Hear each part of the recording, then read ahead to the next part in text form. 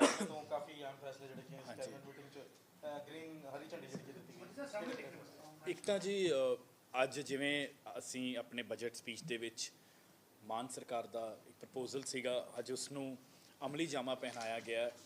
ਇੱਕ ਸਿੱਖਿਆ ਤੇ ਸਿਹਤ ਫੰਡ ਦਾ ਜਿਹੜਾ ਟਰਸਟ ਹੈ ਉਹ ਉਸ ਦਾ ਗਠਨ ਹੋਇਆ ਹੈ। ਤੇ ਮੈਨੂੰ ਲੱਗਦਾ ਕਿ ਮੈਂ ਅਕਸਰ ਜਦੋਂ ਸਕੂਲਾਂ 'ਚ ਜਾਂਦਾ ਤਾਂ ਦੇਖਦਾ ਬਹੁਤ ਸਾਰੇ ਸਕੂਲ ਜਿੱਥੇ ਖਸਤਾ ਹਾਲਤ ਦੇ ਨੇ, ਉੱਥੇ ਪੰਜਾਬ ਦੇ ਬਹੁਤ ਸਾਰੇ ਸਕੂਲ ਇੱਦਾਂ ਦੇ ਵੀ ਨੇ ਜਿੱਥੇ ਲੋਕਲ NRIs ਨੇ, ਟੀਚਰਸ ਨੇ ਜਾਂ ਫਿਰ ਕੋਈ ਸਮਾਜ ਸੇਵੀ ਨੇ ਆਪਣੇ ਕੋਲੋਂ ਲਾ ਕੇ ਉਹਨਾਂ ਸਕੂਲਾਂ ਨੂੰ ਦਰੁਸਤ ਕੀਤਾ। ਇੱਦਾਂ ਹੀ ਬਹੁਤ ਸਾਰੇ ਹਸਪੀਟਲਾਂ ਦੇ ਵਿੱਚ, ਮੇਰੇ ਹਲਕੇ ਦੇ ਵਿੱਚ ਵੀ ਬਹੁਤ ਸਾਰੇ ਲੋਕ ਆ ਕੇ ਮੈਨੂੰ ਮਿਲੇ ਕਿ ਅਸੀਂ ਦਾਨ ਦੇਣਾ ਚਾਹੁੰਦੇ ਹਾਂ। ਤਾਂ ਪਬਲਿਕ ਪਾਰਟਿਸਪੇਸ਼ਨ ਪਹਿਲੀ ਵਾਰੀ ਚੰਗੀ ਗੱਲ ਹੈ। ਅਤੇ ਮੈਨੂੰ ਲੱਗਦਾ ਹੈ ਜਿਹੜਾ ਟਰਸਟ ਗਠਨ ਹੋਇਆ ਮਾਨ ਸਾਹਿਬ ਦੇ ਦੇਖ ਰੇਖ ਦੇ ਹੇਠ, ਅਤੇ ਇਸ ਟਰਸਟ ਦੇ ਉੱਤੇ ਪੰਜਾਬੀ ਆਪਣਾ ਟਰਸਟ ਦਿਖਾਉਣਗੇ ਅਤੇ ਸਾਡੇ ਸਕੂਲ ਅਤੇ ਸਾਡੇ ਮੁਹੱਲਾ ਕਲੀਨਿਕ ਬਹੁਤ ਸ਼ਾਨਦਾਰ ਬਣਨਗੇ। ਇਸ ਤੋਂ ਇਲਾਵਾ ਜੀ ਹੋਰ ਵੀ ਬਹੁਤ ਸਾਰੇ ਫੈਸਲੇ ਹੋਏ ਆ। 23 ਕੈਦੀਆਂ ਨੂੰ ਹਰ ਕੈਬਨਿਟ ਦੇ ਵਿੱਚ ਅਸੀਂ ਕੈਦੀਆਂ ਦੀ ਰਿਹਾਈ ਦੇ ਉੱਤੇ ਪਿਛਲੀ ਕੈਬਨਿਟ ਦੇ ਵਿੱਚ ਵੀ 15 ਅਗਸਤ ਤੇ ਛੱਡੇ ਸੀ। 23 ਹੋਰ ਕੈਦੀ ਜਿਹੜੇ ਆ 15 ਅਗਸਤ ਦੇ ਉੱਤੇ ਉਹਨਾਂ ਨੂੰ ਰਮਿਸ਼ਨ ਦੇ ਕੇ ਉਹਨਾਂ ਨੂੰ ਮਾਨ ਸਰਕਾਰ ਛੱਡਣ ਜਾ ਰਹੀ ਹੈ ਜੀ। ਟੋਟਲ 23 ਅੱਜ ਦੀ ਕੈਬਨਿਟ 23 ਹੋਇਆ ਜੀ। ਪਿਛਲੀ ਵਾਰੀ 100 ਸੀ ਅਤੇ ਹਰ ਵਾਰੀ ਅਲੱਗ-ਅਲੱਗ ਸੰਖਿਆ ਹੁੰਦੀ ਹੈ ਜੀ। ਅਤੇ ਇਸ ਤੋਂ ਇਲਾਵਾ ਜੀ ਜਿਵੇਂ ਸਾਡਾ ਇਹ ਪੋਲ ਪ੍ਰੋਮਿਸ ਵੀ ਸੀ ਅਤੇ ਖੁਦ ਮੇਰਾ ਵੀ ਇੱਕ ਪੁਰਜ਼ੋਰ ਕੋਸ਼ਿਸ਼ ਹੈ ਕਿ ਅਸੀਂ ਮਾਈਨਿੰਗ ਜਿਹੜਾ ਇੰਡਸਟਰੀ ਹੈ ਉਸ ਨੂੰ ਸਾਫ਼ ਸੁਥਰਾ ਬਣਾਉਣਾ, ਅਤੇ ਜਿੰਨੀ ਮਾਈਨਿੰਗ ਇੰਡਸਟਰੀ ਸਾਫ਼ ਸੁਥਰੀ ਬਣੂਗੀ ਉਨਾ ਮਾਫੀਏ ਦਾ ਖਾਤਮਾ ਆਪਣੇ ਆਪ ਹੁੰਦਾ ਜਾਊਗਾ। ਪਿੱਛੇ ਜੇ ਵੀ ਤੁਹਾਡੇ ਆਪ ਸਭ ਨੂੰ ਦੱਸਿਆ ਸੀ ਕਿ ਪੰਜਾਬ ਦੇ ਵਿੱਚ ਇਸ ਵਾਰੀ ਅਸੀਂ 2.5 ਗੁਣਾ ਵੱਧ ਲੀਗਲ ਮਾਈਨਿੰਗ ਕੀਤੀ ਹੈ। ਲੋਕ ਪੁੱਛਦੇ ਆ ਕਿ ਅੱਛਾ ਜੀ ਫਿਰ ਰੇਟ ਕਿਉਂ ਨਹੀਂ ਘੱਟ ਆਏ, ਤਾਂ ਇਸ ਦਾ ਮਤਲਬ ਸਾਫ਼ ਹੈ ਕਿ ਪਿਛਲੇ ਸਾਲਾਂ ਦੇ ਵਿੱਚ ਇਲੀਗਲ ਮਾਈਨਿੰਗ ਦੀ ਸੰਖਿਆ ਬਹੁਤ ਜ਼ਿਆਦਾ ਸੀ। ਪਿਛਲੇ ਸਾਲ ਸਰਕਾਰੀ ਐਵਰੇਜ 25 ਤੋਂ 40 ਹਜ਼ਾਰ ਮੈਟ੍ਰਿਕ ਟਨ ਦੇ ਵਿੱਚ ਹੁੰਦੀ ਸੀ। ਅਸੀਂ ਲਗਾਤਾਰ 2 ਮਹੀਨੇ ਕੇ ਲਈ, ਹੁਣ ਬਰਸਾਤਾਂ 1.5 ਮਹੀਨੇ ਤੋਂ ਮਾਈਨਿੰਗ ਬੰਦ ਹੈ, ਪਰ 1 ਲੱਖ ਮੈਟ੍ਰਿਕ ਟਨ ਸਾਡੀ ਐਵਰੇਜ ਸੀਗੀ, ਵਿਚ ਇਜ਼ ਮੋਰ ਦੈਨ 2.5 ਟਾਈਮਸ। ਇਸ ਦੇ ਇਲਾਵਾ ਬਹੁਤ ਸਾਰੇ ਸਸਪੈਂਸ਼ਨਸ, ਬਹੁਤ ਸਾਰੇ FIRs ਅਤੇ ਹੋਰ ਵੀ ਬਹੁਤ ਸਾਰੇ ਮੇਜਰਸ ਹੈ। ਪਰ ਅੱਜ ਇੱਕ ਨਵੀਂ ਪੋਲਿਸੀ ਅਤੇ ਇੱਕ ਅਮੈਂਡਮੈਂਟ ਪੰਜਾਬ ਦੇ ਵਿੱਚ ਪਹਿਲੀ ਵਾਰੀ ਹੋਣ ਜਾ ਰਿਹਾ 20 ਸਾਲਾਂ ਤੋਂ ਬਾਅਦ ਕਿ ਇੱਕ DSR ਹੋ ਰਿਹਾ, ਡਿਸਟ੍ਰਿਕਟ ਸਰਵੇ ਰਿਪੋਰਟ। DSR ਬਹੁਤ ਜ਼ਰੂਰੀ ਹੁੰਦੀ ਹੈ ਅਗਰ ਕਿਸੇ ਸਟੇਟ ਨੇ ਮਾਈਨਿੰਗ ਕਰਨੀ ਹੈ, ਪਰ ਸਾਡੀ ਸਮਝ ਤੋਂ ਬਾਹਰ ਹੈ ਕਿ ਪਿਛਲੀਆਂ ਸਰਕਾਰਾਂ ਨੇ ਕਰਾਈਆਂ ਕਿਉਂ ਨਹੀਂ। DSR ਮਤਲਬ ਹੁੰਦਾ ਡਿਸਟ੍ਰਿਕਟ ਸਰਵੇ ਰਿਪੋਰਟ, ਹਰ ਜ਼ਿਲ੍ਹੇ ਦੀ ਹੋਊਗੀ। ਉਹਦੇ ਵਿੱਚ ਪ੍ਰੀ ਮੌਨਸੂਨ ਅਤੇ ਪੋਸਟ ਮੌਨਸੂਨ ਡਾਟਾ ਲਿਆ ਜਾਂਦਾ ਹੈ। ਥਰਡ ਪਾਰਟੀ ਤੋਂ ਕਰਵਾ ਰਹੇ ਹਾਂ, ਇੰਡੀਪੈਂਡੈਂਟ ਅਤੇ ਬੈਸਟ। ਉਹ ਦੱਸਣਗੇ DSR ਤੋਂ ਬਾਅਦ ਪਤਾ ਲੱਗ ਜੂਗਾ ਕਿ ਪੰਜਾਬ ਦੇ ਕਿਹੜੇ ਕਿਹੜੇ ਹਿੱਸਿਆਂ 'ਚ ਮਾਈਨਿੰਗ ਹੋ ਸਕਦੀ ਜਿਸ ਦੇ ਨਾਲ ਵਾਤਾਵਰਨ ਨੂੰ ਕੋਈ ਵੀ ਨੁਕਸਾਨ ਨਾ ਮਿਲੇ। ਅਤੇ ਜਦੋਂ DSR ਹੋਈ ਹੋਊਗੀ ਤਾਂ ਇਨਵਾਇਰਮੈਂਟਲ ਕਲੀਅਰੈਂਸ ਉਸੇ ਵਕਤ ਮਿਲਣਗੇ। ਕੋਈ NGT, ਕੋਈ SIA, ਕੋਈ ਪੰਜਾਬ ਦੀ ਮਾਈਨਿੰਗ 'ਤੇ ਸਵਾਲ ਨਹੀਂ ਚੁੱਕੂਗਾ। ਇਹ ਇੱਕ ਬਹੁਤ ਵੱਡਾ ਸਾਡੀ ਸਰਕਾਰ ਦਾ ਅਤੇ ਸਰਦਾਰ ਭਗਵੰਤ ਸਿੰਘ ਮਾਨ ਜੀ ਦਾ, ਮੁੱਖ ਮੰਤਰੀ ਸਾਹਿਬ ਦਾ ਇੱਕ ਬਹੁਤ ਵੱਡਾ ਇਨੀਸ਼ੀਏਟਿਵ ਹੈ। ਦੂਜੀ ਗੱਲ ਜੀ, ਰੇਤਾ ਅਤੇ ਬਜਰੀ 70% ਸਪਲਾਈ ਆਮ ਲੋਕਾਂ ਨੂੰ ਜਿਹੜੀ ਰੇਤੇ ਅਤੇ ਬਜਰੀ ਦੀ ਹੁੰਦੀ ਹੈ ਉਹ ਕ੍ਰਸ਼ਰਾਂ ਤੋਂ ਹੁੰਦੀ ਹੈ, ਅਤੇ ਕ੍ਰਸ਼ਰਾਂ ਦੇ ਉੱਤੇ ਅੱਜ ਤੱਕ ਹੈਰਾਨੀ ਨਾਲ ਕੋਈ ਪਾਲਿਸੀ ਬਣੀ ਨਹੀਂ ਸੀ ਜੀ। ਕੋਈ ਵੀ ਤਾਕਤਵਰ ਵਿਅਕਤੀ ਹੋਵੇ ਜਿਸ ਦੀ ਸਰਕਾਰੀ ਦਰਬਾਰੇ ਪਹੁੰਚ ਹੋਵੇ, ਫਲਾਣੇ ਦਾ ਭਤੀਜਾ ਹੈ, ਫਲਾਣੇ ਦਾ ਜਵਾਈ ਹੈ, ਫਲਾਣੇ ਦਾ ਮੁੰਡਾ ਉੱਥੇ ਲੱਗਾ, ਉਹ ਚੱਕ ਕੇ ਕ੍ਰਸ਼ਰ ਲਾ ਸਕਦਾ ਸੀ ਅਤੇ ਕ੍ਰਸ਼ਰ ਦੇ ਨਾਲ ਜਿਹੜੀ ਮਰਜ਼ੀ ਜ਼ਮੀਨ ਪੁੱਟ ਸਕਦਾ ਸੀ। 10,000 ਰੁਪਇਆ ਇੱਕ ਕ੍ਰਸ਼ਰ ਦੀ ਰਜਿਸਟ੍ਰੇਸ਼ਨ ਫੀਸ ਸੀ ਬਸ, ਅਤੇ ਤੁਸੀਂ ਜੋ ਮਰਜ਼ੀ ਕਰ ਸਕਦੇ ਸੀ। ਬਹੁਤ ਸਾਰੇ ਕ੍ਰਸ਼ਰ ਵਾਲੇ ਹਾਲ ਹੀ ਦੇ ਵਿੱਚ ਸਾਨੂੰ ਆ ਕੇ ਮਿਲੇ, ਸਰਕਾਰੀ ਮੀਟਿੰਗਾਂ ਵੀ ਲਈਆਂ ਅਸੀਂ, ਅਤੇ ਬਹੁਤ ਸਾਰੇ ਕ੍ਰਸ਼ਰ ਵਾਲੇ ਇਮਾਨਦਾਰ ਵੀ ਨੇ।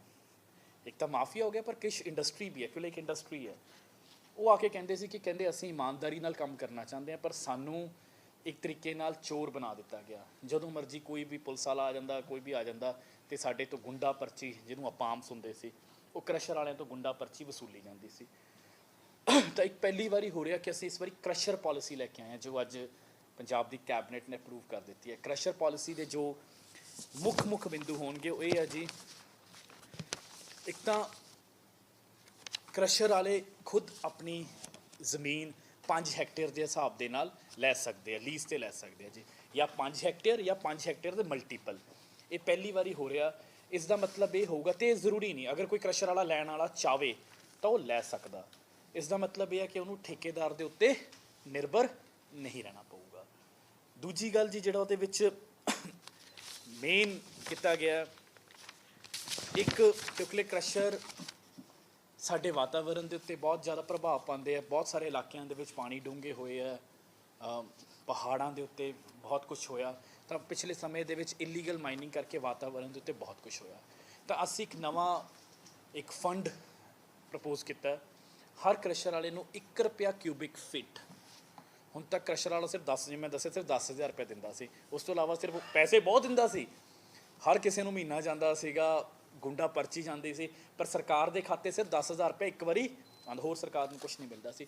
ਤਾਂ 1 ਰੁਪਿਆ ਕਿਊਬਿਕ ਫਿਟ ਇਨਵਾਇਰਮੈਂਟ ਫੰਡ ਅਸੀਂ ਇੰਪੋਜ਼ ਕੀਤਾ, ਜਿਸ ਦੇ ਨਾਲ ਸਿਰਫ ਕ੍ਰਸ਼ਰਸ ਤੋਂ ਸਾਨੂੰ, ਪੰਜਾਬ ਦੀ ਸਰਕਾਰ ਨੂੰ, ਪੰਜਾਬ ਦੀ ਆਵਾਮ ਨੂੰ, ਪੰਜਾਬ ਦੇ ਜਨਤਾ ਨੂੰ 225 ਕਰੋੜ ਰੁਪਏ ਆਊਗਾ 1 ਰੁਪਏ ਕਿਊਬਿਕ ਫਿਟ।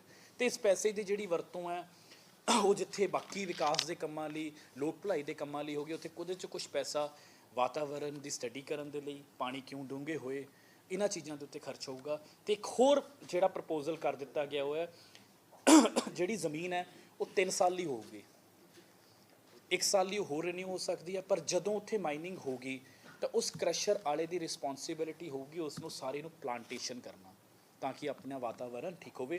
ਅਗਰ ਉੱਥੇ ਨਹੀਂ ਤਾਂ 19 ਬਰਾਬਰ ਜ਼ਮੀਨ ਕਿਤੇ ਹੋਰ ਹੋ, ਪਲਾਂਟੇਸ਼ਨ ਇਜ਼ ਮਸਟ। ਇਸ ਤੋਂ ਇਲਾਵਾ ਜੀ ਜਿਹੜੀ ਰਜਿਸਟ੍ਰੇਸ਼ਨ ਫੀਸ 10,000 ਸੀਗਾ, 10,000 ਸੀ, ਉਹਨੂੰ ਵਧਾ ਕੇ 1 ਲੱਖ ਰੁਪਇਆ ਕਰ ਦਿੱਤਾ ਗਿਆ। ਅਤੇ ਇਸ ਤੋਂ ਇਲਾਵਾ 3 ਲੱਖ ਰੁਪਏ ਤੋਂ ਲੈ ਕੇ 5 ਲੱਖ ਰੁਪਇਆ, 3 ਲੱਖ ਤੋਂ ਲੈ ਕੇ 5 ਲੱਖ ਰੁਪਇਆ ਇੱਕ ਕ੍ਰਸ਼ਰ ਵਾਲੇ ਨੂੰ security, depending upon it's size and capacity, ਉਸ ਨੂੰ ਸਿਕਿਉਰਿਟੀ ਪੰਜਾਬ ਸਰਕਾਰ ਅਤੇ ਮਾਈਨਿੰਗ ਵਿਭਾਗ ਕੋਲ ਦੇਣੀ ਪਊਗੀ, ਤਾਂ ਕਿ ਅਗਰ ਉਹ ਕੱਲ੍ਹ ਨੂੰ ਕੋਈ ਵੀ ਗਲਤ ਕੰਮ ਕਰਦਾ ਤਾਂ ਅਸੀਂ ਉਸਦੀ ਸਿਕਿਉਰਿਟੀ ਜ਼ਬਤ ਕਰੀਏ। ਕ੍ਰਸ਼ਰ ਵਾਲਿਆਂ ਉੱਤੇ ਕੋਈ ਦੇਖ ਰੇਖ ਨਹੀਂ ਸੀ। ਕ੍ਰਸ਼ਰ ਵਾਲੇ, ਹਰ ਕ੍ਰਸ਼ਰ ਦੇ ਉੱਤੇ ਵੇ ਬ੍ਰਿਜ ਕ੍ਰਸ਼ਰ ਵਾਲੇ ਲਾਉਣਗੇ ਜੀ। ਉਹ ਜਿਹੜਾ ਵੇ ਬ੍ਰਿਜ, ਉਹ ਜਿਹੜਾ ਕੰਢਾ ਹੈ, ਉਹ ਪੰਜਾਬ ਸਰਕਾਰ ਮਾਈਨਿੰਗ ਵਿਭਾਗ ਦੇ ਪੋਰਟਲ ਦੇ ਨਾਲ ਡਾਇਰੈਕਟਲੀ ਲਿੰਕਡ ਹੋਊਗਾ।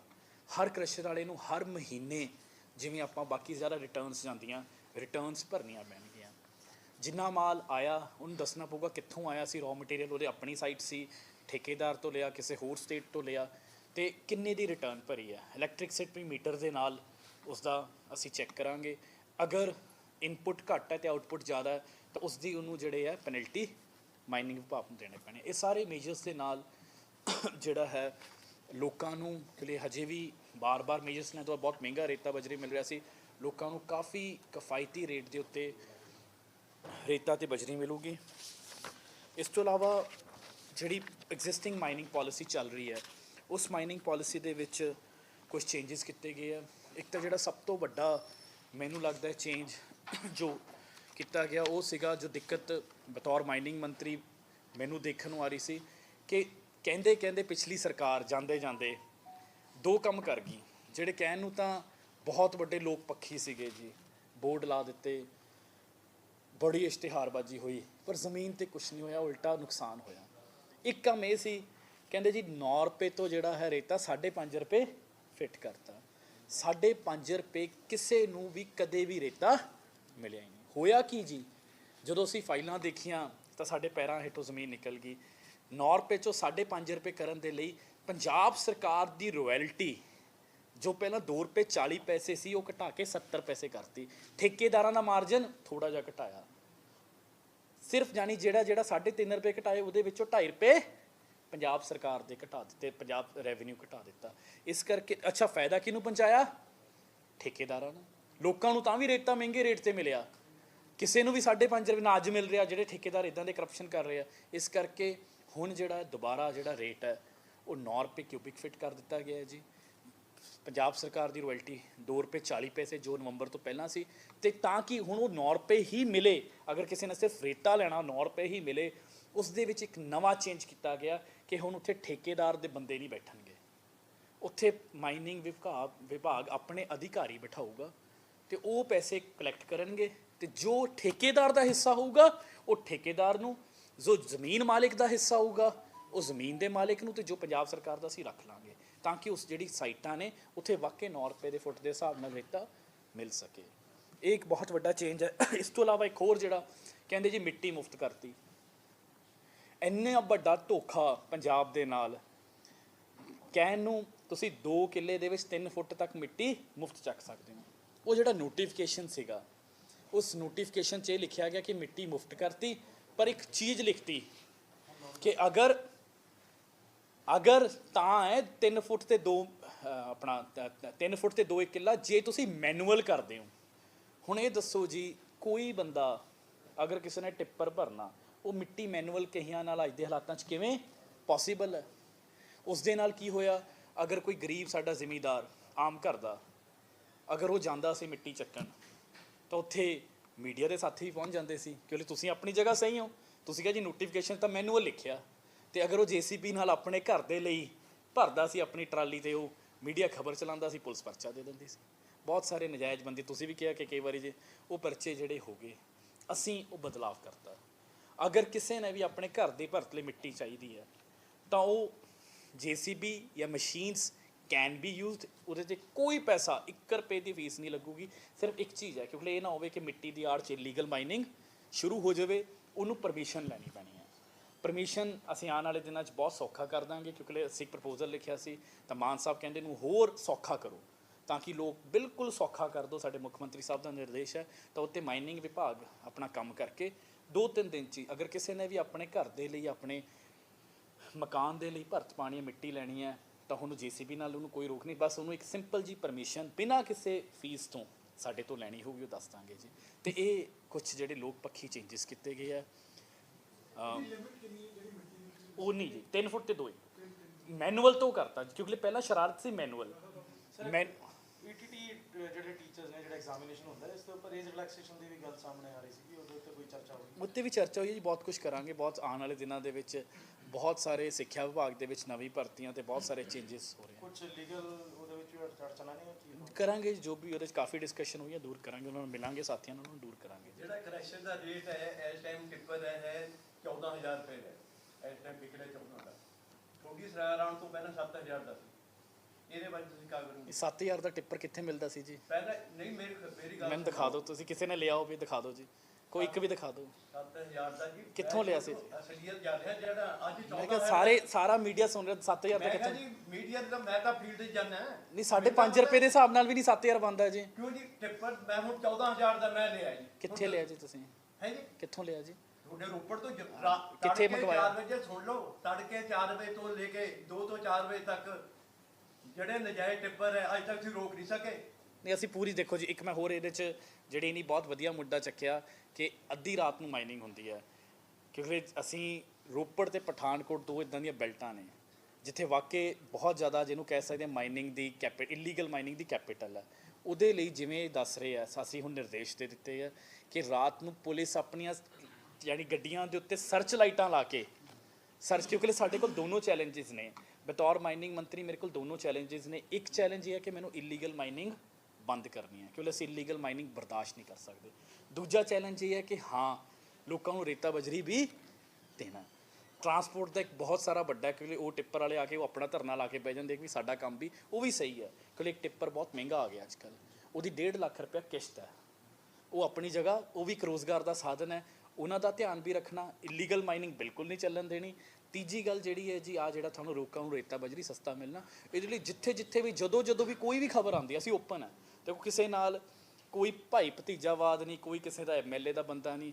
ਜਦੋਂ ਵੀ ਕਦੀ, ਤੇ ਤੁਹਾਨੂੰ ਹੁਣ ਵੀ ਸਾਡੇ ਤੁਸੀਂ ਸਾਥ ਦਿਓ, ਜਿੱਥੇ ਕਿਤੇ ਵੀ ਇਲੀਗਲ ਮਾਈਨਿੰਗ ਦੀ ਖਬਰ ਮੀਡੀਆ ਨੂੰ ਪਤਾ ਲੱਗਦੀ ਹੈ, ਅਸੀਂ ਉਹਦੇ 'ਤੇ ਫੌਰਨ ਐਕਸ਼ਨ ਲਵਾਂਗੇ। ਤੇ ਲਿਆ ਵੀ ਤੁਸੀਂ ਰੇਟ ਦਾ ਬਜਾਇਆ ਸੀ, ਰੇਟ ਤਾਂ ਜਿਹੜੇ ਤੁਸੀਂ ਦੁਬਾਰੇ ਉੱਥੇ ਤੱਕ ਲੈ ਕੇ ਆਓ, ਜਿਵੇਂ ਸਰਕਾਰ ਵਾਲਾ ਘਟਾਤਾ ਸੀ ਉਹਨਾਂ ਨੇ। ਹਾਂਜੀ, ਤੁਸੀਂ ਕੀ ਕਹਿ ਰਹੇ ਹੋ ਲੋਕਾਂ ਨੂੰ ਰੇਟ ਮਿਲੂਗਾ? ਮੈਂ ਤੁਹਾਨੂੰ ਇਹ ਦੱਸ ਰਿਹਾ ਜੀ, ਦੇਖੋ ਜੇ ਤਾਂ ਤੁਸੀਂ ਰੇਤਾ ਲੈਣਾ, ਮੈਂ ਦੱਸ ਪਿੱਠ ਹੈਡ ਤੋਂ ਲੈਣਾ ਤਾਂ 9 ਰੁਪਏ ਫਿੱਟ ਤੇ ਮਿਲੂਗਾ ਤੁਹਾਨੂੰ। ਉਸ ਤੋਂ ਉਹਦੀ ਟਰਾਂਸਪੋਰਟੇਸ਼ਨ ਕਾਸਟ ਹੈ, ਉਹ ਜਿੱਥੇ ਉਹ ਜਿਵੇਂ ਨਹੀਂ ਕਿਹਾ, ਉਹ ਡਿਪੈਂਡ ਕਰਦਾ ਕਿ ਤੁਸੀਂ ਕਿਹੜੀ ਖੱਡ ਤੋਂ ਲੈਣਾ ਤੇ ਕਿੱਥੇ ਪਹੁੰਚ ਕਰਨੀ ਹੈ, ਤਾਂ ਸਿੰਪਲ ਉਹ ਟਰਾਂਸਪੋਰਟੇਸ਼ਨ ਕਾਸਟ ਐਡ ਹੋ ਜਾਊਗੀ। ਅਸੀਂ ਇਹਦੇ 'ਚ ਇਹ ਵੀ ਕੀਤਾ ਜੀ, ਅਸੀਂ ਬਜਰੀ ਦਾ ਵੀ MRP ਫਿਕਸ ਕਰਤਾ, ਜੋ ਅੱਜ ਤੱਕ ਕਦੀ ਫਿਕਸ ਨਹੀਂ ਹੋਇਆ ਸੀ। ਕ੍ਰਸ਼ਰ ਵਾਲਿਆਂ ਨੂੰ ਕਹਿ ਦਿੱਤਾ ਕਿ ਤੁਸੀਂ ਕਿਸੇ ਵੀ ਹਾਲਤ ਦੇ ਵਿੱਚ 20 ਰੁਪਏ ਤੋਂ ਉੱਤੇ ਬਜਰੀ ਪ੍ਰੋਸੈਸਡ ਮਟੀਰੀਅਲ, ਜਿਹੜਾ ਪ੍ਰੋਸੈਸਡ ਮਟੀਰੀਅਲ ਯੂਜ਼ ਕਰ ਰਹੇ, 2-3 ਤਰ੍ਹਾਂ ਦਾ ਪ੍ਰੋਸੈਸਡ ਮਟੀਰੀਅਲ ਹੁੰਦਾ, 17.5 ਰੁਪਏ ਤੇ 20 ਰੁਪਏ, ਇਸ ਤੋਂ ਬਾਅਦ ਤੁਸੀਂ ਰੇਟ ਨਹੀਂ ਵੇਚ ਸਕਦੇ। ਉਹ ਪ੍ਰੋਸੈਸ, ਉਹਦੇ 'ਚ ਉਹਨਾਂ ਦੀ ਸਾਰੀ ਕਾਸਟ ਲਾ ਕੇ, ਤਾਂ ਹੁਣ ਕ੍ਰਸ਼ਰ ਵਾਲਿਆਂ 'ਚ ਵੀ ਕੰਪੀਟੀਸ਼ਨ ਹੋਊਗਾ, ਕੋਈ 20 ਵੇਚੂਗਾ, ਕੋਈ 19, ਕੋਈ 18, ਕੋਈ 16, ਜਿਵੇਂ ਉਹਦੀ ਇਹਦੇ ਨਾਲ, ਤਾਂ ਕਿ ਕੰਪੀਟੀਸ਼ਨ ਆਵੇ, ਹੈਲਦੀ ਕੰਪੀਟੀਸ਼ਨ ਆਵੇ ਤੇ ਲੋਕਾਂ ਨੂੰ ਰੇਟ ਸਸਤਾ ਮਿਲੇ। ਕਿਉਂਕਿ ਇੱਥੇ ਪਿੱਠ ਹੈਡ ਤੋਂ ਤਾਂ ਸਿਰਫ ਰੇਤਾ ਨਿਕਲਦਾ, ਪਰ ਰੇਤਾ ਨਹੀਂ ਯੂਜ਼ ਹੁੰਦਾ, ਬਜਰੀ ਚਾਹੀਦੀ ਹੁੰਦੀ ਹੈ। ਬਜਰੀ ਵੀ ਕਈ ਕਿਸਮਾਂ ਦੀ ਹੈ, ਰੇਤਾ ਕਈ ਕਿਸਮਾਂ ਦਾ, ਉਹ ਸਾਰਾ ਸਮਾਨ, ਉਹਦੇ ਲਈ ਕੋਈ ਪਾਲਿਸੀ ਨਹੀਂ ਸੀਗੀ। ਇੱਕ ਬੜਾ ਵੈਲਿਡ ਪੁਆਇੰਟ ਹੈਗਾ, ਕਿਉਂਕਿ ਜੋ ਸਜ਼ਾਵਾਂ ਹੈਗੀਆਂ ਨੇ ਇਸ ਵਿੱਚ ਉਹ ਬਹੁਤ ਘੱਟ ਹੈਗੀਆਂ, ਨੋਟਿਸ ਬਹੁਤ ਕੱਢਣੇ ਪੈਂਦੇ ਡਿਪਾਰਟਮੈਂਟ ਨੂੰ। ਨੋਟਿਸ ਕੱਢਣਾ ਪੈਂਦਾ, ਕਾਫੀ ਨੋਟਿਸ ਤੋਂ ਬਾਅਦ ਵੀ ਕੋਈ ਬਹੁਤ ਜ਼ਿਆਦਾ ਸਖਤ ਸਜ਼ਾਵਾਂ ਨਹੀਂ। ਇਹਦੇ 'ਚ ਅਸੀਂ ਉਹਦੇ ਤੇ ਵੀ ਚੇਂਜਸ ਕਰ ਰਹੇ ਹਾਂ ਜੀ ਆਉਣ ਵਾਲੇ ਦਿਨਾਂ ਦੇ ਵਿੱਚ ਉਹ ਵੀ, ਤੇ ਅਲੋਂਗ ਵਿਦ ਸਜ਼ਾ ਹੈਵੀ ਪੈਨਲਟੀ ਦੀ ਕਿ ਸਜ਼ਾ ਵੀ ਹੋਵੇ, ਕਿਉਂਕਿ ਸਜ਼ਾ ਦੇ ਨਾਲ ਕੀ ਪਰਚਾ ਹੋ ਜਾਂਦਾ ਜੀ, ਪਰਚੇ ਤੋਂ ਬਾਅਦ ਪਰਚੇ ਦੇ ਵਿੱਚ ਤਾਂ ਡਰਾਈਵਰ ਰਗੜਿਆ ਜਾਂਦਾ ਜੀ, ਪਰ ਜਿਹੜਾ ਮਾਫੀਆ ਉਹ ਬੈਠਾ ਰਹਿੰਦਾ। ਤਾਂ ਇਹਦੇ ਵਿੱਚ ਹੈਵੀ ਉਹਦੀ ਸਾਡੀ ਅਗਲੀ ਜਿਹੜੀ ਇਹੀ ਹੈ ਕੋਸ਼ਿਸ਼ ਕਿ ਇਹਦੇ ਤੇ ਵੀ ਹੋਈ ਹੈ ਤੇ ਕਰ ਰਹੇ ਹਾਂ, ਵਿਭਾਗ ਇਹਦੇ ਤੇ ਲਗਾਤਾਰ ਕੰਮ ਕਰ ਰਿਹਾ, ਕਿਉਂਕਿ ਪਿਛਲੇ ਤੁਹਾਨੂੰ ਮੈਂ ਦੱਸਿਆ ਕਿ ਸਾਨੂੰ ਪਹਿਲਾਂ ਇਹਨੂੰ ਸਮਝਣ ਨੂੰ, ਫਿਰ DSR ਕਰਾਉਣ ਨੂੰ, ਫਿਰ ਆਪਣੀ ਕੁਆਂਟੀਟੀ, ਕਿਉਂਕਿ ਇੱਕਦਮ ਆ ਕੇ ਸਾਨੂੰ ਇਹ ਵੀ ਸੀਗਾ ਕਿ ਅਸੀਂ ਲੋਕਾਂ ਨੂੰ ਕਿ ਡਿਵੈਲਪਮੈਂਟ ਪੰਜਾਬ ਦੇ ਵਿੱਚ ਬਹੁਤ ਸਾਰੀ ਸੜਕਾਂ, ਬਹੁਤ ਸਾਰੇ ਹਸਪਤਾਲ, ਸਕੂਲ, ਕਾਲਜ, ਲੋਕਾਂ ਦੇ ਪ੍ਰਾਈਵੇਟ ਘਰ ਬਣ ਰਹੇ ਆ, ਉਹ ਸਾਰਾ ਕੰਮ ਰੁਕ ਜਾਣਾ ਸੀ ਜੇ ਅਸੀਂ ਇੱਕਦਮ ਬੰਦ ਕਰ ਦਿੰਦੇ। ਉਹ ਕਰ ਰਹੇ ਹਾਂ ਤੇ ਆਉਣ ਵਾਲੇ ਦਿਨਾਂ 'ਚ ਹੋਰ ਸੁਧਾਰ, ਕਿਸੇ ਨਾਲ ਕੋਈ ਵੈਰ ਨਹੀਂ, ਪਰ ਸਾਡੀ ਇੱਕੋ ਕੋਸ਼ਿਸ਼ ਹੈ ਮਾਈਨਿੰਗ ਨੂੰ ਮਾਫੀਆ ਤੋਂ ਬਦਲ ਕੇ ਇੱਕ ਇੰਡਸਟਰੀ ਬਣਾ ਦਈਏ। ਹੁਣ ਕੀ ਹੈ ਕਿ ਕ੍ਰਸ਼ਰ ਵਾਲਿਆਂ ਨੂੰ ਕ੍ਰਸ਼ਰ ਇੱਕ ਮਾਣ ਵਾਲੀ ਗੱਲ ਹੋਵੇ ਕਿ ਜੀ ਮੇਰਾ ਕ੍ਰਸ਼ਰ ਹੈ ਤੇ ਉਹ ਆਪਣਾ ਇਮਾਨਦਾਰੀ ਨਾਲ ਕੰਮ ਕਰ ਸਕੇ, like a factory, like a unit. ਹੁਣ ਤੱਕ ਕੀ ਸੀ, ਅਗਰ ਤੁਸੀਂ ਕਿਸੇ ਨੂੰ ਕਹੋ ਮਾਈਨਿੰਗ ਨੂੰ ਕੋਈ ਵੀ ਦੇਖਦਾ ਮਾਫੀਆ ਦੇਖਦਾ, ਤਾਂ ਇਹ ਸਾਡੀ ਕੋਸ਼ਿਸ਼ ਹੈ। ਤੇ ਸਾਨੂੰ ਇਹ ਵੀ ਹੈ, ਜਿਵੇਂ ਮੈਂ ਕਿਹਾ ਪਿਛਲੀ ਸਰਕਾਰਾਂ ਦਾ ਰੈਵਨਿਊ ਵੀ ਦੱਸਿਆ ਸੀ, ਇਹਦੇ ਨਾਲ ਸਾਨੂੰ ਇਹ ਵੀ ਯਕੀਨ ਹੈ ਕਿ heavy increase in the revenue of the government. ਜੇ ਸਰਕਾਰ ਦੇ ਕੋਲ ਪੈਸਾ ਆਊਗਾ ਤਾਂ ਸਰਕਾਰ ਜਨਤਾ ਤੇ ਲਾਊਗੀ, ਮੁਫਤ ਬਿਜਲੀ ਦਿੱਤੀ ਹੈ, ਹੋਰ ਬਹੁਤ ਸਾਰੇ ਮੁਹੱਲਾ ਕਲੀਨਿਕਸ ਖੋਲ੍ਹ ਰਹੇ, ਬਹੁਤ ਸਾਰੇ ਇੱਦਾਂ ਨਿਸ਼ਾਨ ਮੈਂ ਸਰ ਇੱਕ ਸਵਾਲ ਹੈ, ਜਿਹੜਾ ਮਾਈਨਿੰਗ ਮਾਫੀਆ ਜਿਹੜਾ ਸ਼ਬਦ ਵਰਤਿਆ ਉਹ ਅਕਸਰ ਮਾਨਸੂਨ ਦੀ ਆੜ ਲੈਂਦਾ ਹੈ। ਮਾਨਸੂਨ ਦੌਰਾਨ ਬਹੁਤ ਜ਼ਿਆਦਾ ਮਾਈਨਿੰਗ ਹੁੰਦੀ ਹੈ ਤੇ ਜਦੋਂ ਮੀਂਹ ਆਉਂਦਾ, ਪਾਣੀ ਆਉਂਦਾ, ਉਹ ਜਿਹੜੀ ਉਹ ਖੱਡ ਦਾ ਕਿਤੇ ਨਾ ਕਿਤੇ ਲੁਕਦੀ ਜਾਂ ਭਰਦੀ ਨਜ਼ਰ ਆਉਂਦੀ ਹੈ। ਸੋ ਉਹ ਚੀਜ਼ ਨੂੰ ਕਿਵੇਂ ਸਰ ਦੇਖੋ, ਮਾਈਨਿੰਗ ਦੇ ਮੈਂ ਦੱਸ ਦਿੰਦਾ, ਮੌਨਸੂਨ ਦੇ ਵਿੱਚ ਜਿਹੜੀ ਵੀ ਕੋਈ ਰਿਵਰ ਬੈਡ ਮਾਈਨਿੰਗ ਉਹ ਨਹੀਂ ਅਲਾਉ, ਬੜੀ ਸਾਡੇ ਵੱਲੋਂ ਕੁਝ ਵੀ ਨਹੀਂ ਹੋ ਰਿਹਾ, ਕਿਤੇ ਵੀ ਪਤਾ ਲੱਗਦਾ ਜੀ। ਮੈਂ ਤੁਹਾਨੂੰ ਫਿਰ ਕਿਹਾ 306 ਪਰਚੇ ਅਸੀਂ ਦਰਜ ਕਰ ਚੁੱਕੇ ਹਾਂ, ਪਿਛਲੇ 3 ਦਿਨਾਂ ਵਿੱਚ ਵੀ ਹੋਰ ਹੋਏ ਆ। ਉਸ ਤੋਂ ਬਾਅਦ ਕਿਤੇ ਵੀ ਪਤਾ ਲੱਗਦਾ, ਕਿਉਂਕਿ ਇਹ ਸਾਰੀ ਚੀਜ਼ਾਂ ਟੈਕਨੋਲੋਜੀ ਨਾਲ, ਹੁਣ ਇਹ ਨਹੀਂ ਬਾਊ ਜੀ ਨੇ ਕਹਿਤਾ ਜੀ ਰਾਤ ਨੂੰ ਨਿਕਲ ਜਾਂਦੇ ਆ, ਮੇਰਾ ਤਾਂ ਕਦੀ ਆਪ ਵੀ ਦਿਲ ਕਰਦਾ ਜਾਵਾਂ, ਬਟ ਮੈਨੂੰ ਇਹ ਹੈ ਕਿ ਸਿਰਫ ਆਪਣੇ ਕੰਮ ਨੂੰ ਹੋਰ ਸਾਫ਼ ਸੁਥਰਾ ਟੈਕਨੋਲੋਜੀ ਦੇ ਨਾਲ ਕਰੀਏ। ਇੱਕ ਦਿਨ ਜਾ ਕੇ ਖੜ ਜਾਾਂਗੇ, ਤੀਜੇ ਦਿਨ ਉਹ ਫਿਰ ਆ ਜਾਣਗੇ। ਤਾਂ ਉਹਦੇ ਲਈ ਮੈਂ ਤੁਹਾਨੂੰ ਦੱਸਦਾ, ਮੈਂ ਇਸੀ ਕ੍ਰਸ਼ਰ ਪਾਲਿਸੀ ਦੇ ਵਿੱਚ ਤੇ ਅਮੈਂਡਡ ਦੇ ਵਿੱਚ ਹਰ ਟੋਲ ਪਲਾਜ਼ਾ ਦੇ ਉੱਤੇ ਸਪੈਸ਼ਲ ਗੇਟਸ, CCTV ਕੈਮਰਾਸ, ਜੋ ਮੈਂ ਪਹਿਲਾਂ ਵੀ ਕਿਹਾ ਸੀ, ਡਰੋਨ ਮੈਪਿੰਗ, ਉਹ ਸਾਰੀ ਚੀਜ਼ਾਂ ਦੀ ਇੰਪਲੀਮੈਂਟੇਸ਼ਨ ਉਹ ਸੀਗੀਆਂ ਪਹਿਲਾਂ ਵੀ, ਪਰ ਹੋਈਆਂ ਕੁਛ ਨਹੀਂ, ਉਹਦੇ ਤੇ 10 ਪੈਸੇ ਲੈ ਲੈਂਦੇ, ਹੋਈਆਂ ਕੁਛ ਨਹੀਂ। ਹੁਣ ਉਹ ਸਾਰੇ ਕਰ ਦਾਂਗੇ ਵਿਦਇਨ 3, 4, 5 ਮੰਥਸ। ਹਰ ਟਿੱਪਰ ਦੇ ਉੱਤੇ ਟਰੈਕਰ ਲੱਗੂਗਾ, GPS ਟਰੈਕਰ ਲੱਗੂਗਾ। ਇਹ ਸਾਰੀ ਚੀਜ਼ਾਂ ਦੀ ਬਹੁਤ ਐਡਵਾਂਸਮੈਂਟਸ ਦੇ ਵੱਲ ਕੋਸ਼ਿਸ਼ ਕਰ ਰਹੇ ਹਾਂ ਕਿ ਟੈਕਨੋਲੋਜੀ ਹੀ ਇਲੀਗਲ ਮਾਈਨਿੰਗ ਨੂੰ ਰੋਕ ਸਕਦੀ ਹੈ। ਮੈਂ ਤਾਂ ਹਮੇਸ਼ਾ ਇੱਕ ਐਗਜ਼ਾਮਪਲ ਦਿੰਦਾ ਹੁੰਦਾ, ਇੰਡੀਅਨ ਰੇਲਵੇ ਦਾ ਤੇ ਮੈਟਰੋ ਦਾ। ਤੁਸੀਂ ਰੇਲਵੇ ਦੇ ਵਿੱਚ ਇਮਾਨਦਾਰ TT ਰੱਖ ਦਿਓ, ਸਭ ਕੁਝ ਰੱਖ ਦਿਓ, ਪਰ ਫਿਰ ਕੋਈ ਨਾ ਕੋਈ, ਪਰ ਮੈਟਰੋ ਇੱਕ ਇੱਦਾਂ ਦਾ ਸਿਸਟਮ ਹੈ ਕਿ ਟੈਕਨੋਲੋਜੀ ਨਹੀਂ ਹਾਈ ਹੈ ਕਿ ਕੋਈ ਉੱਥੇ। ਤਾਂ ਸਾਡੀ ਕੋਸ਼ਿਸ਼ ਹੈ ਕਿ ਉਸੇ ਤਰੀਕੇ ਨਾਲ with the help of the technology IIT Ropar ਦੇ ਨਾਲ ਬਹੁਤ ਜ਼ਿਆਦਾ ਨੈਗੋਸ਼ੀਏਸ਼ਨਸ ਕੀਤੀਆਂ। ਉਸ ਤੋਂ ਬਾਅਦ ਉਹ 3 ਸਾਲ ਦਾ ਸਮਾਂ ਮੰਗ ਰਹੇ ਸੀਗਾ, ਅਸੀਂ ਕਿਹਾ ਨਹੀਂ, ਯਾਨੀ ਦੁਨੀਆ ਦੇ ਬੈਸਟ ਇੰਸਟੀਟਿਊਸ਼ਨਸ ਦੇ ਨਾਲ ਗੱਲਬਾਤ ਕਰਕੇ ਉਹ ਮਾਈਨਿੰਗ ਦੇ ਉੱਤੇ ਟੈਕਨੋਲੋਜੀ ਵੀ ਲੈ ਕੇ ਆ ਰਹੇ, ਤਾਂ ਕਿ ਜਿਹੜੀ ਆ ਇਲੀਗਲ ਮਾਈਨਿੰਗ ਕਿ ਸਾਨੂੰ ਵੀ ਹੈ, ਇੱਕ ਵੀ ਖਬਰ ਲੱਗਦੀ ਹੈ ਸਾਨੂੰ ਬੁਰਾ ਲੱਗਦਾ। ਸਰ ਤੁਸੀਂ ਜੀ ਸਰ, ਸਾਬਕ ਮੰਤਰੀ ਨਵਜੋਤ ਸਿੱਧੂ ਦੀ ਸਜ਼ਾ ਵਿੱਚ ਵੀ ਕੋਈ ਮਾਫੀ ਹੁੰਦੀ ਹੈ? ਸਰ ਇਹ ਦੇਖੋ, ਇਹ ਮੇਰੇ ਇਸ ਵਕਤ ਮੇਰਾ ਟੌਪਿਕ ਨਹੀਂ ਹੈ, ਪਰ ਤੁਸੀਂ ਯਕੀਨ ਮੰਨੋ ਤੇ ਅਸੀਂ ਇੱਕ ਟੋਲ ਫ੍ਰੀ ਨੰਬਰ ਵੀ ਸਾਡੇ ਮੁੱਖ ਮੰਤਰੀ ਸਾਹਿਬ ਜਾਰੀ ਕਰਨਗੇ, ਤੇ ਮੀਡੀਆ ਦੇ ਸਾਥੀਆਂ ਨੂੰ ਵੀ ਪੂਰਾ ਇਹ ਹੈ ਕਿ ਕਿਤੇ ਵੀ ਕੁਛ ਇੱਦਾਂ ਦਾ ਐਕਸ਼ਨ ਹੁੰਦਾ ਸਾਨੂੰ ਦੱਸੋ, ਅਸੀਂ ਹੋਰ ਐਕਸ਼ਨ ਲੈ। ਪਿੱਛੇ ਜਿਹੇ ਵੀ ਹੋਇਆ, ਅਸੀਂ ਹੋਰ ਲਵਾਂਗੇ। ਬਹੁਤ ਸਾਰਾ ਕੰਮ ਇਸ ਵਾਰੀ ਇਸ ਪਾਲਿਸੀ ਦੇ ਵਿੱਚ, ਤੇ ਫਸਟ ਟਾਈਮ ਹੈ, ਅੱਜ ਤੱਕ ਕ੍ਰਸ਼ਰ ਪਾਲਿਸੀ ਕਦੀ ਨਹੀਂ ਬਣੀ। This is the first time, ਕਿਉਂਕਿ ਕ੍ਰਸ਼ਰਾਂ ਤੋਂ ਹੀ 70% ਮਾਲ ਜਾਂਦਾ। ਇਹ ਨਾਲ ਕਾਫੀ ਰੈਗੂਲੇਸ਼ਨ ਹੋਊਗੀ ਤੇ ਉਹਨਾਂ ਨੂੰ ਵੀ ਸੁੱਖ ਦਾ ਸਾਹ ਹੋਊਗਾ ਜੀ। ਆਪ ਸਭ ਦਾ ਬਹੁਤ ਬਹੁਤ ਧੰਨਵਾਦ। ਜਿਹੜੀ ਬਾਰਡਰ ਏਰੀਆ ਹੈ ਜਿਹੜਾ ਉਸ ਤਰਫ ਬੜੀ ਮਾਈਨਿੰਗ ਹੋ ਰਹੀ ਹੈ, ਹਾਈ ਕੋਰਟ ਦੇ ਵਿੱਚ ਇਹ ਕਿਹਾ ਗਿਆ ਸੀਗਾ ਕਿ ਉਹ BSF ਨੇ ਗੱਲ ਬੋਲੀ ਹੈ ਕਿ ਉੱਥੇ ਲਗਾਤਾਰ ਮਾਈਨਿੰਗ ਹੋ ਰਹੀ ਹੈ, ਲੇਕਿਨ ਕੋਈ ਦੇਖਣ ਵਾਲਾ ਨਹੀਂ। ਉਸ ਇਸ ਏਰੀਆ ਮੈਂ ਇਟ ਵਾਸ ਵੈਰੀ, ਮੈਂ ਤੁਹਾਨੂੰ ਦੱਸਦਾ, it was very shocking for us. ਇੱਕ ਤਾਂ ਨਹੀਂ, ਦੋ ਚੀਜ਼ਾਂ ਕਹੀਆਂ। ਇੱਕ ਤਾਂ ਨਹੀਂ, ਪਿਛਲੇ 25 ਸਾਲ ਦਾ ਕਹਿ ਰਿਹਾ, 20 ਸਾਲਾਂ ਤੋਂ ਅਸੀਂ, ਮੈਂ ਆਪਣੇ ਪ੍ਰਿੰਸੀਪਲ ਸੈਕਟਰੀ ਕ੍ਰਿਸ਼ਨ ਕੁਮਾਰ ਜੀ 2 ਦਿਨ ਉਹਨਾਂ ਦੇ ਨਾਲ ਟਾਈਮ ਸਪੈਂਡ ਕਰਕੇ ਆਏ ਆ। ਉਹ ਸਾਰੀ ਸਾਈਟਸ ਵਿਜ਼ਿਟ ਆਏ ਤੇ ਉਹਨਾਂ ਦੇ ਜਿੰਨੇ ਗ੍ਰੀਵੈਂਸਿਸ ਹੈ ਅਸੀਂ ਸੁਣੇ ਆ, ਕਿਉਂਕਿ ਬਹੁਤ ਇਹ ਸਿਰਫ ਇੱਕ ਇਲੀਗਲ ਮਾਈਨਿੰਗ ਦੀ ਗੱਲ ਨਹੀਂ, ਇਹ ਨੈਸ਼ਨਲ ਸਿਕਿਉਰਿਟੀ ਦੀ ਵੀ ਗੱਲ ਹੈ, ਤੇ ਅਸੀਂ ਇਸ ਨੂੰ ਬਹੁਤ ਸੀਰੀਅਸਲੀ ਲਿਆ। My best team was working with them for 2 days, ਤੇ ਉਹ ਆਏ ਆ ਤੇ ਉਹ ਅਗਲੀ ਮੀਟਿੰਗ 'ਚ ਉੱਤੇ ਡਿਸਕਸ ਕਰਾਂਗੇ। ਉਹਨਾਂ ਨੂੰ ਇੱਥੇ ਵੀ ਬੁਲਾਵਾਂਗੇ ਅਗਰ ਇੱਦਾਂ ਦਾ ਕਿਤੇ ਵੀ, ਕਿਉਂਕਿ ਮੈਨੂੰ ਨਹੀਂ ਲੱਗ ਰਿਹਾ ਇੱਕ ਤਾਂ ਕਿ ਕਿਤੇ ਵੀ ਕੋਈ ਬਾਰਡਰ 'ਤੇ ਮਾਈਨਿੰਗ ਚੱਲ। ਪਹਿਲੀ ਗੱਲ ਤਾਂ ਬਾਰਡਰ 'ਤੇ ਚੱਲਣੀ ਆਪਣੇ ਆਪ 'ਚ ਹੀ ਗਲਤ ਗੱਲ ਹੈ, ਸੋ ਅਸੀਂ ਉਹ ਵੀ ਵੈਰੀਫਾਈ ਕਰਾ ਰਹੇ ਹਾਂ। ਪਰ ਹੋ ਸਕਦਾ ਕਿ ਉਹਨਾਂ ਦੇ ਜੋ ਵੀ ਕੰਸਰਨਸ ਨੇ, ਉਹਨਾਂ ਦੇ ਇੱਕ ਡੈਲੀਗੇਸ਼ਨ ਤੇ ਸਾਡਾ ਇੱਕ ਡੈਲੀਗੇਸ਼ਨ 2 ਦਿਨ ਵਿਜ਼ਿਟ ਕਰਕੇ ਆਇਆ, ਤੇ ਅਗਰ ਜੋ ਵੀ ਉਹਨਾਂ ਦੇ ਜੋ ਵੀ ਚੀਜ਼ਾਂ ਦੇਸ਼ ਦੀ ਸੁਰੱਖਿਆ ਦੇ ਖਿਲਾਫ ਹੋਣਗੀਆਂ। ਸਰ ਮੈਨੂੰ ਮੇਰੀ ਇੱਕ ਬ੍ਰਦਰ, ਮੈਂ ਇੱਕ ਬੇਨਤੀ ਹੈ, ਤੁਸੀਂ ਮੈਨੂੰ ਮੇਰੇ ਸੰਬੰਧਿਤ ਆਪਣੇ ਡਿਪਾਰਟਮੈਂਟ ਸੇ ਨਹੀਂ ਸਰ, ਥੈਂਕ ਯੂ। ਆਓ ਜਿੰਨੀ ਚਾਹ ਪੀਣੀ ਬੈਠ ਕੇ ਪੀਂਦੇ ਹਾਂ।